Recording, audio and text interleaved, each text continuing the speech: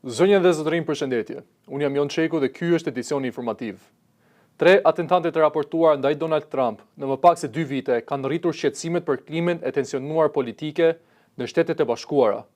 Shërbimi sekret dhe autoritetet federale po forcojnë masat e sigurisë, ndërsa paralajmërohet për rritje të gjuhës së urrëties dhe ekstremizmit në internet. 3 atentatet të raportuara ndaj Donald Trump në më pak se 2 vite dhe 10 kërcënime të tjera të parandaluar nga autoritetet amerikane po ndezin alarmin për rritjen e dhunës politike në Shtetet e Bashkuara. Sipas raportimeve, incidente serioze të lidhura me sigurinë e presidentit amerikan janë regjistruar në Butler të Pensilvanisë, në Palm Beach të Floridës, si dhe gjatë aktiviteteve të lidhura me darkën tradicionale të gazetarëve në Shtëpinë e Bardhë. Ngjarjet kanë shtyrë shërbimin sekret amerikan të intensifikojë masat e mbrojtjes për Trump, ndërsa hetuesit po analizojnë çdo informacion që mund të lidhet me kërcënime të mundshme ndaj tij. Autoritetet amerikane po monitorojnë me kujdes edhe rrjetet sociale, ku, sipas mediave, është konstatuar një rritje e postimeve që mbështesin ose nxisin dhunë ndaj ish presidentit.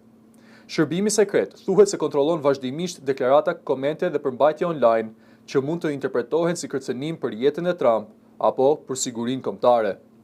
Ekspertët e sigurisë paralajmërojnë se polarizimi ekstrem politik në SBA ka krijuar një klimë gjithnjë e më të rrezikshme. Sipas tyre, gjua e urrëties, teoritë konspirative dhe retorika agresive po përhapen me ritme alarmante në internet dhe po ushqejnë radikalizmin. Ata theksojnë se tensionet politike janë rritur ndjeshëm përpara zgjedhjeve presidenciale, duke shtuar frikën për incidente të tjera të dhunshme. Ndërkohë, autoritetet federale vijojnë hetimet për personat e dyshuar dhe për origjinën e kërcënimeve, ndërsa siguria rreth Donald Trump mbetet në nivel maksimal. Sekretari amerikan i shtetit, Marco Rubio, deklaroi se një marrëveshje mes SBA-s dhe Iranit mund të arrihet brenda pak ditësh, por paralajmëroi se negociatat mbeten të vështira. Deklarata vjen vetëm një ditë pasi forcat amerikane kryen sulme të reja në jug të Iranit, duke rritur tensionet në rajon. Sekretari amerikan i shtetit Marco Rubio tha se një marrëveshje mes Shteteve të Bashkuara dhe Iranit mund të jetë vetëm pak ditë larg, por uli pritshmëritë për një zgjidhje të menjëhershme të konfliktit. Gjatë një deklarate për gazetarët në avionin e tij, Rubio u shpreh se negociatat janë ende në fazë delikate dhe se palët po diskutojnë deri në detajet të vogla të tekstit të marrëveshjes. Do të duhen edhe disa ditë për të zgjidhur mosmarrëveshjet, madje edhe për fjalë apo fjali të caktuara, deklaroi ai. Komentet e Rubios vijnë vetëm një ditë pasi ushtria amerikane kreu sulme të reja në jug të Iranit, të cilat Washingtoni i përshkroi si goditje mbrojtëse për të mbrojtur trupat amerikane nga kërcënimet iraniane. Komanda qendrore amerikane konfirmoi se operacionet ushtarake u zhvilluan pavarësisht arpushimit të brisht që është në fuqi që nga fillimi i prillit. Ndërkohë, mediat iraniane raportuan se mbrojtja ajrore e Teheranit kishte rrëzuar një dron armiqësor stealth, duke përdorur një sistem të ri të mbrojtjes ajrore. Në të njëjtën kohë, negociatori kryesor iranian dhe ministri i jashtëm ndodheshin në Doha të Katarit për bisedime intensive me ndërmjetës ndërkombëtar me një marrëveshje të mundshme me SBA-n. Sipas mediave japoneze, SBA-ja dhe Irani po diskutojnë një plan që do të lejonte rihapjen e ngushticës së Hormuzit rreth 30 ditë pas arritjes së marrëveshjes për përfundimin e konfliktit. Presidenti amerikan Donald Trump deklaroi më herët se bisedimet po përparojnë, por paralajmëroi se do të ketë ose një marrëveshje të madhe për të gjithë, ose nuk do të ketë fare marrëveshje. Ndërkohë, tensionet në rajon mbeten të larta, pasi Izraeli ka paralajmëruar intensifikim të sulmeve kundër Hezbollahut në Liban. Pasiguria po reflektohet edhe në tregjet globale, ku çmimi i naftës Brent u rrit sërish me rreth 2% gjatë tregtimit në Azi. Udhëheqësi suprem i Iranit, Mojtaba Khamenei, ka paralajmëruar se vendet e lindjes së mesme nuk do të shërbejnë më si mburojë për bazat ushtarake amerikane. Deklarata vjen në një mesazh të publikuar për pelegrinazh në Mekë, në një kohë tensionesh të larta mes Teheranit dhe Washingtonit. Udhëheqësi suprem i Iranit, Mojtaba Khamenei, ka lëshuar një paralajmërim të fortë drejtuar Shteteve të Bashkuara, duke deklaruar se vendet e lindjes së mesme nuk do të shërbejnë më si mburojë për bazat amerikane në rajon. Deklarata u publikua në formë mesazhi me rastin e pelegrinazhit vjetor islamik në Mekë, në një moment tensionesh të larta gjeopolitike në lindjen e mesme. Akrepat e orës nuk do të kthehen mbrapa. Kombet dhe vendet e rajonit nuk do të jenë më mburojë për bazat amerikane, thuhet në mesazhin e tij. Ai shton se Shtetet e Bashkuara nuk do të kenë më stre të sigurt për praninë e tyre ushtarake në rajon, duke akuzuar Washingtonin për destabilizim. Mojtaba Khamenei ka mbajtur një profil relativisht të ulët publik që prej marrjes së rolit si udhëheqës suprem i Iranit pas vdekjes së babait të tij, Ali Khamenei. Sipas raportimeve, ai nuk është parë publikisht prej disa kohësh, ndërsa komunikimi i tij me institucionet shtetërore thuhet se bëhet kryesisht përmes deklaratave të shkruara. Burime të ndryshme pretendojnë gjithashtu se Khamenei është plagosur në sulme të mëparshme dhe po vepron në kushte të kufizuara, megjithse këto informacione nuk janë konfirmuar zyrtarisht. Deklarata e fundit vjen në një klim të brisht sigurie në rajon, ku tensionet mes Iranit dhe Shteteve të Bashkuara mbeten të larta dhe çdo sinjal nga Teherani ndiqet më vëmendje nga komuniteti ndërkombëtar. Val e nxehtë ka përfshirë Madridin, duke të detyruar banorët të kërkojnë freski në pishinat publike të qytetit. Meteorologët paralajmërojnë se temperaturat në disa zona të Spanjos mund të arrijnë deri në 40 gradë Celsius gjatë ditëve në vijim.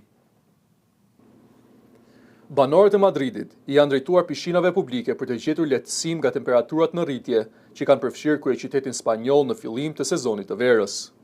Me rrugë të nxehta dhe temperatura që po rriten ndjeshëm, shumë qytetarë kanë zgjedhur ujin si mënyrën më të shpejtë për të freskuar. Ka filluar shumë herët këtë vit. Këto temperatura nuk janë normale për këtë periudhë dhe lidhen me ndryshimet klimatike, tha një banor i Madridit. Një tjetër qytetar u shpreh se nuk e duron dot të nxehtin, duke shtuar se preferon dimrin, por se vizita në pishinë ishte mënyra e vetme për të freskuar. Autoritetet lokale në Madrid kanë hapur pishinat komunale që prej datës 15 maj, duke shënuar nisjen e sezonit veror. Sipas të dhënave të bashkisë, këto ambiente kanë regjistruar mbi 2.4 milion vizita gjatë vitit 2025, një rritje për rreth 24% krahasuar me vitin e mëparshëm. Shërbimi meteorologjik spanjoll AEMET parashikon se temperaturat do të vazhdojnë të rriten, duke kaluar 30 deri në 32 gradë Celsius në ditët e ardhshme. Kulmi i të nxehtit pritet midis të mërkurës dhe të premtes, kur në disa zona jugore të Spanjës termometri mund të arrijë deri në 40 gradë. Pishinat publike të Madridit do të qëndrojnë të hapura deri më 6 shtator, ndërsa autoritetet u bëjnë thirrje qytetarëve të shmangin ekspozimin e gjatë në diell gjatë orëve më të nxehta të ditës. Papa Leo XIV ka kërkuar rregulla të forta globale për inteligjencën artificiale, duke paralajmëruar se zhvillimi i pakontrolluar i saj mund të përhap dezinformim dhe konflikte. Në dokumentin e tij të parë madhor, ai tha se disa sisteme armësh autonome po dalin përtej kontrollit njerëzor dhe rrezikojnë sigurinë globale. Papa Leo XIV ka lëshuar një paralajmërim të fortë për rreziqet e inteligjencës artificiale, duke kërkuar nga qeveritë e botës që të ngadalsojnë dhe të rregullojnë me kujdes zhvillimin e teknologjive të avancuara. Në dokumentin e tij të parë madhor, të titulluar Magnificat Humanitas, Papa thekson se inteligjenca artificiale tashmë po ndikon në shumë fusha të jetës dhe se mungesa e kontrollit mund të çojë në pasoja të rënda për njerëzimin. Ai paralajmëron se sistemet e inteligjencës artificiale mund të përhapin dezinformim, të nxisin konfliktet dhe të krijojnë një kulturë globale dhune dhe lufte të vazhdueshme. Papa kërkon që kontrolli mbi të dhënat dhe teknologjitë e AI të mos mbetet vetëm në duart e kompanive private, ndërsa bën thirrje për mbrojtjen e të drejtave të punëtorëve, fëmijëve dhe përdoruesve. Në një aktivitet në Vatikan, ai deklaroi se disa sisteme armësh autonome kanë avancuar aq shumë sa rrezikojnë të dalin përtej kontrollit njerëzor. Sipas tij, bota ka nevojë për ligje të forta, bikëqyrje të pavarur dhe angazhim politik për të frenuar zhvillimin e pakontrolluar të inteligjencës artificiale. Në dokumentin prej 44.000 fjalësh, Papa dënon gjithashtu luftrat aktuale në botë dhe paralajmëron se njerëzimi po rrshqet drejt një kulture force, ku paqja po shihet vetëm si një pushim i përkohshëm mes konflikteve. Ai e mbylli mesazhin me një thirrje të fortë. Inteligjenca artificiale duhet të çarmatoset, duke theksuar se kjo është një sfidë që kërkon reagim urgjent global. Kryeministri britanik Keir Starmer ka përshëndetur progresin drejt një marrëveshje mes SBA-s dhe Iranit për t'i dhënë fund konfliktit në lindjen e mesme. Ai kërkoi rihapjen e ngushticës së Hormuzit dhe paralajmëroi se Iranit nuk duhet t'i lejohet kurrë të zhvillojë armë bërthamore. Kryeministri i Mbretërisë së Bashkuar Keir Starmer ka përshëndetur përparimin drejt një marrëveshjeje të mundshme mes Shteteve të Bashkuara dhe Iranit, duke i cilësuar diplomacinë si rrugën e vetme për stabilitet afatgjat në rajon. Në një reagim të publikuar në platformën X, Starmer deklaroi se Britania do të punojë me partnerët ndërkombëtar për të shfrytzuar këtë moment dhe për të arritur një zgjidhje të qëndrueshme diplomatike. Lideri britanik theksoi se prioritet mbetet përfundimi i konfliktit dhe rihapja e plotë e ngushticës së Hormuzit, një nga rrugët më strategjike të transportit të naftës dhe gazit në botë. Sipas Starmer, duhet të garantohet liri lundrimi e pakushtëzuar dhe pakufizuar në këtë korridor jetik për ekonominë globale.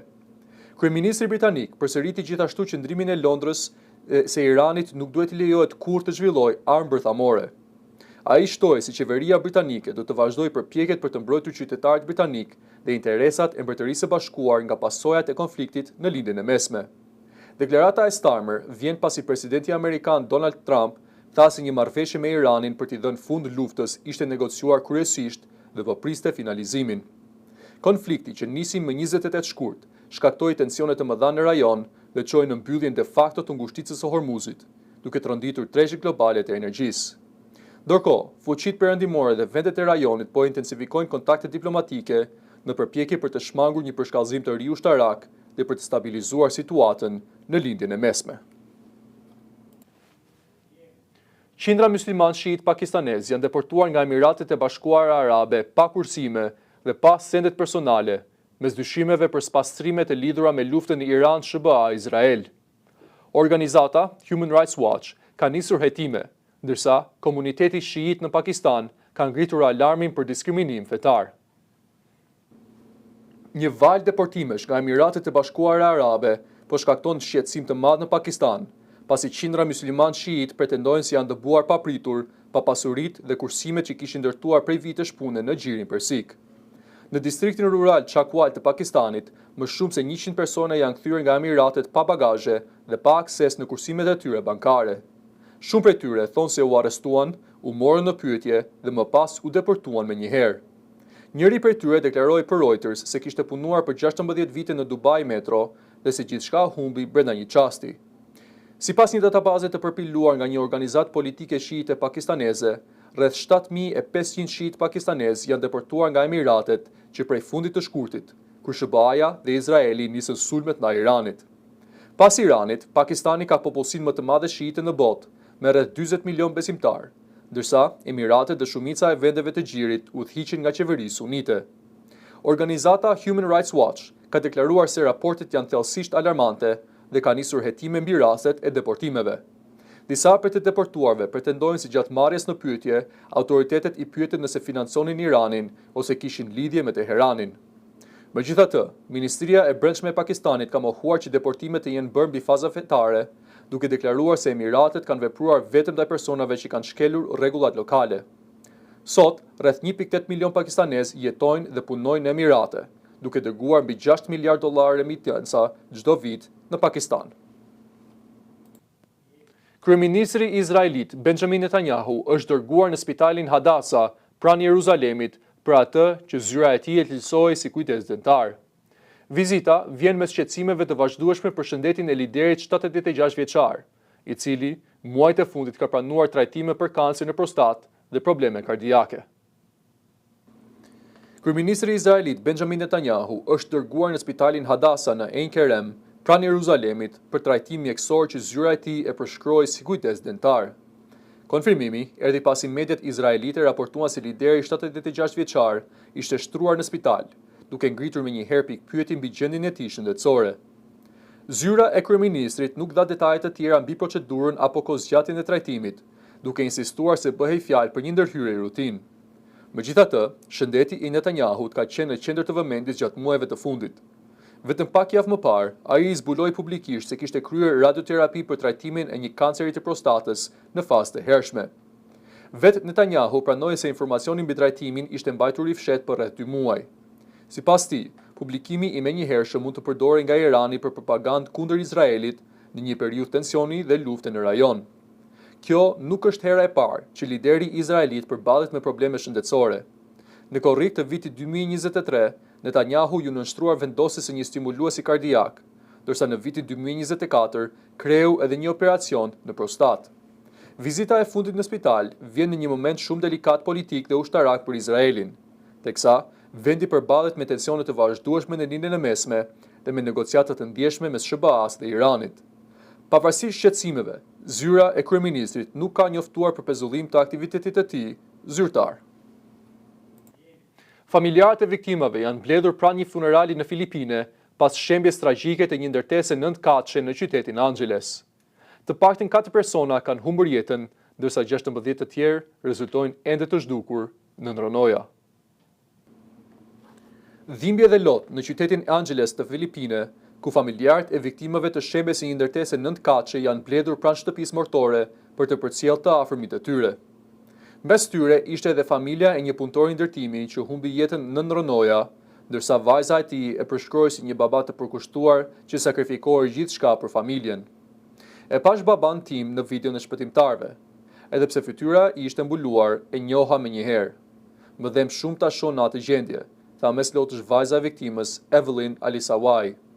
Ajo shtoi se babai i saj kishte qenë gjithmonë i dashur dhe nuk i kishte lënduar kurrë fëmijët e tij. Ndërsa bashkëshortja e viktimës, Rosenta de la Cruz, tha se familja nuk e kishte imagjinuar kurrë një tragjedi të tillë. Ai ishte në punë si çdo ditë tjetër. Nuk e menduam kurrë se diçka e tillë mund të ndodhte. Fëmijët ende nuk e pranojnë dot humbjen e babait të tyre, deklaroi ajo.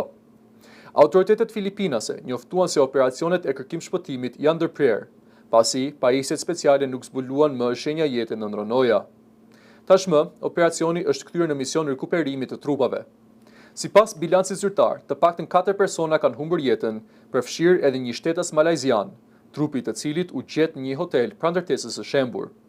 Ndërkohë, 16 persona të tjerë, shumica punëtor ndërtimi, vazhdojnë të rezultojnë të zhdukur. Autoritetet kanë nisur hetimet për të zbuluar shkaqet e katastrofës, ndërsa tragjedia ka ngritur pikpyetje të forta mbi standardet e sigurisë në sektorin e ndërtimit në Filipine. Presidenti i Bolivis, Rodrigo Paz, ka njoftuar se do të ulë me 50% pagën e tij dhe të ministrave në një përpjekje për të treguar solidaritet gjatë krizës politike në vend. Vendimi vjen ndërsa Bolivia përballet me protesta masive, bllokada rrugësh dhe mungesa të mëdha të ushqimeve dhe karburantit.